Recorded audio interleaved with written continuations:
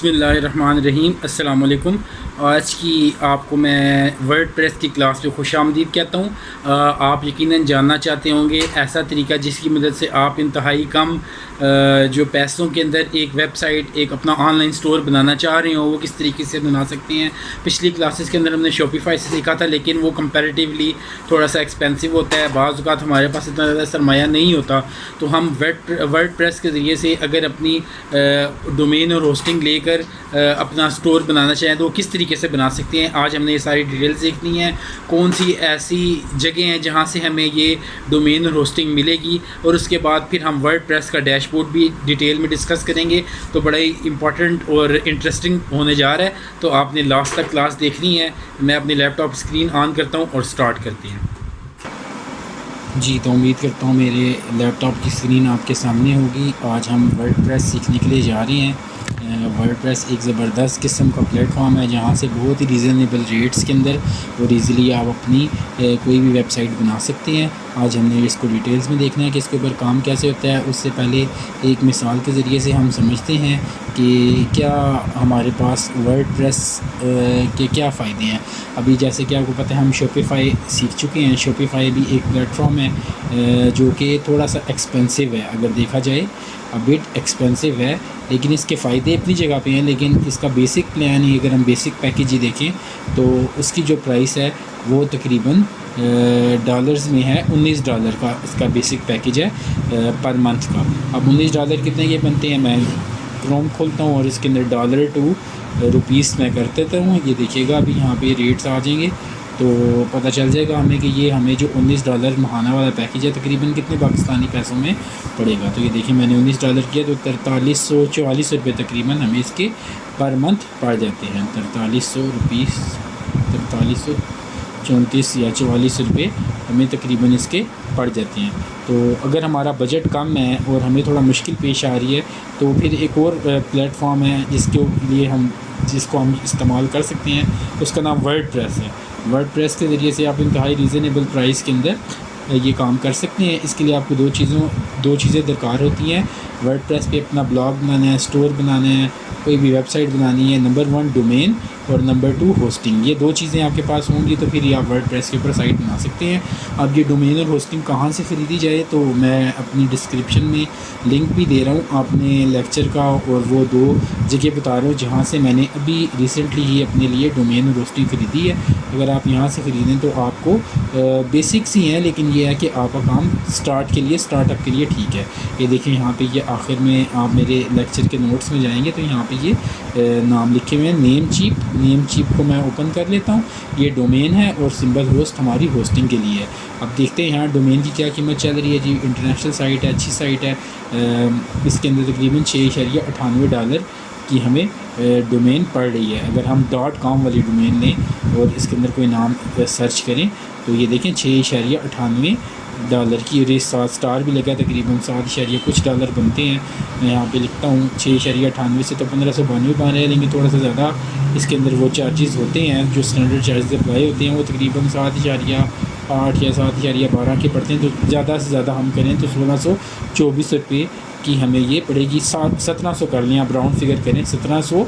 और जो होस्टिंग है वो कितने की पड़ेगी, अच्छा ये याद रहे, मैं इसके साथ भी लिख देता हूँ कि ये पर मंथ है, जबकि ये जो नीचे आ रही है 1700 रुपये ये पर ईयर है। मतलब आपको 1 साल की जो डोमेन चार्जेस हैं वो 1700 रुपये पड़ रहे हैं। इसी तरीके से आप होस्टिंग के देखते हैं। होस्टिंग प्लान में क्या है जी, होस्टिंग में मैंने आपको जो रिकमेंड किया है इसका लिंक भी मैं दे दूँगा डिस्क्रिप्शन में। सिंबल होस्ट है। सिंबल होस्ट एक पाकिस्तानी साइट है जिसके ऊपर आपको होस्टिंग रीज़नेबल रेट्स में मिल जाती है। आप ये देखिए, आप यहाँ पे जाएँ तो इनके मुख्तलिफ पैकेजेस दस्तयाब होंगे। मैं ओपन कर लेता हूँ। जैसे कि मैं होस्टिंग पे जाता हूँ, होस्टिंग के ऊपर जब मैं जाऊँगा तो ये देखें न्यू बी के लिए $10 का पैकेज है। इसमें आप एक अपनी वेबसाइट बना सकते हैं। SSL भी है, 2 GB स्टोरेज है, 20 GB बैंडविड्थ है, तो ये मुनासिब होती है। इसको मैं देखता हूँ $10, ये देखें तकरीबन 2281 रुपये।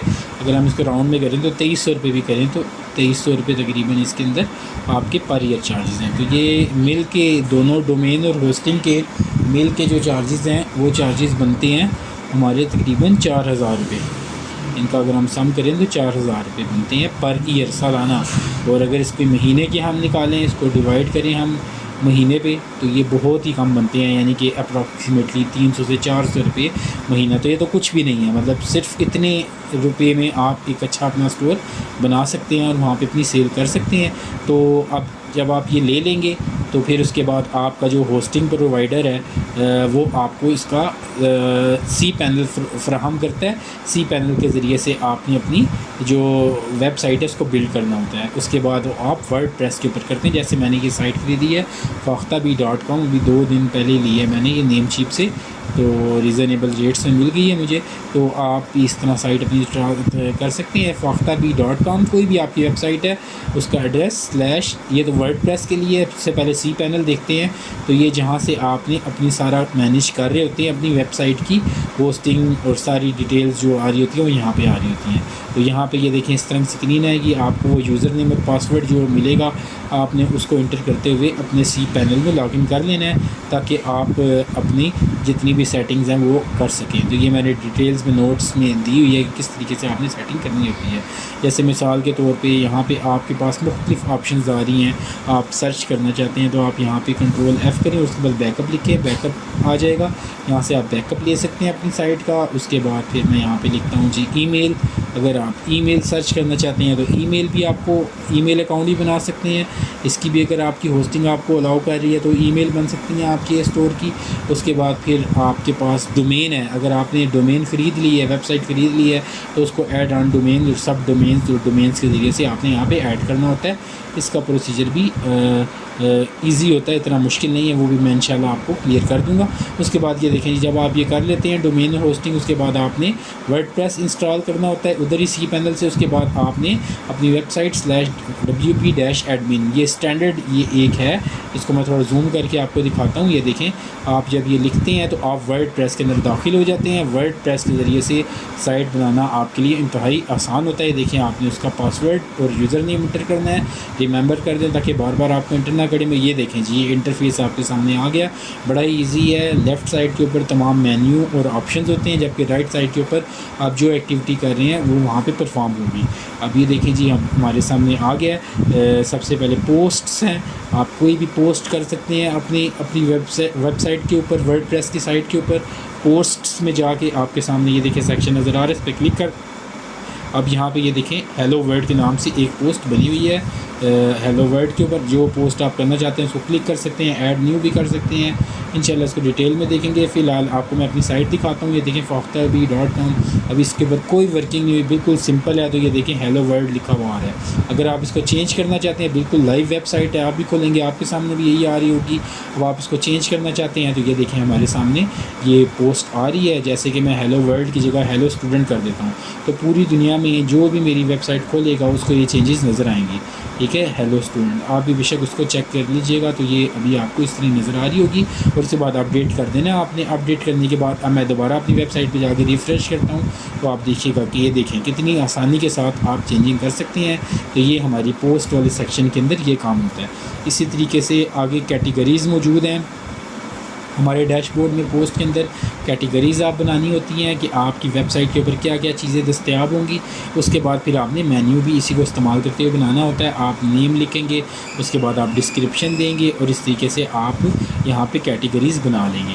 कैटेगरीज़ को भी इंशाल्लाह हम डिटेल्स में जाके देखेंगे। जब मैं अपना स्टोर डेवलप कर रहूँगा तो साथ साथ मैं आपको इसमें अपडेट साथ साथ करता रहूँगा। बहरहाल कैटेगरी का बुनियादी मकसद ये होता है कि आप अपने स्टोर पे कैटेगरीज़ बनाएं। मीडिया, जैसे कि शॉपिफाई में भी था, यहाँ पर मीडिया में इतनी आपकी फ़ाइलें होंगी, इमेजेस, वो सारे के सारे यहाँ पे आपके पास शो हो रहे होंगे। अभी हमारा नया स्टोर है तो कोई भी इसके ऊपर अभी इमेज मौजूद नहीं है, इसलिए नहीं आ रहा।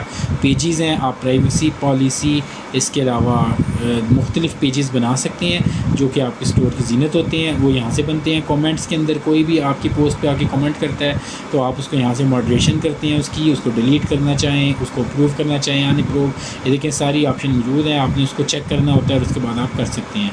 उसके बाद जी आगे बढ़ते हैं जी, कमेंट्स वाले सेक्शन के बाद अगली चीज़ आ जाती है जी आपकी अपीयरेंस के अंदर थीम आ जाती है। आपकी साइट जिससे खूबसूरत नज़र आती है। देखें अभी ये एक 2022 हुई है थीम मेरी, मैं इसको कोई और भी थीम करना चाहूँ तो मेरे पास बेशबहा फ्री थीम्स भी हैं, इसके अलावा प्रीमियम थीम्स भी अवेलेबल हैं।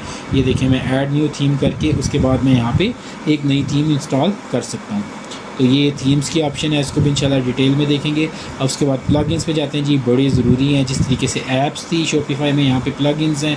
आप बड़े बड़े काम इन प्लगइन्स की मदद से आसानी के साथ कर सकते हैं। इनको भी इंशाल्लाह हमने डिटेल में देखना है। ऐड न्यू करेंगे तो नया आ जाएगा। यूज़र्स पे जाते हैं जी, आप एडमिन खुद होते हैं। उसके बाद आपने कोई भी नया यूज़र ऐड करना है तो आप ऐड न्यू करके यहाँ पे यूज़र ऐड कर सकते हैं। तो आप उसको जो राइट्स देना चाहें वो सब सेटिंग्स आपकी यूज़र्स के अंदर मौजूद होती हैं। तो ये हम इसका ओवरव्यू सारे अपने शॉपिफाई अपने देख रहे हैं वर्डप्रेस का।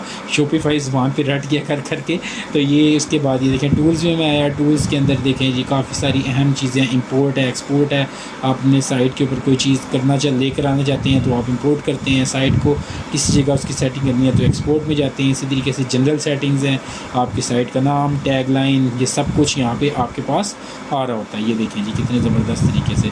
उसके बाद फिर ये यहाँ पे जो ज़रूरी ऑप्शन है जो ज़रूर आपने सेट करनी है वो मैं आपको बता देता हूँ। आपके पास सेटिंग्स के अंदर यहाँ पे परमालिंक्स की ऑप्शन आ रही है। परमालिंक्स पे जाना है आपने, और हमेशा याद रखें कि आपकी जो भी नई पोस्ट है उसके साथ डे एंड टाइम ना हो बल्कि पोस्ट नेम आए।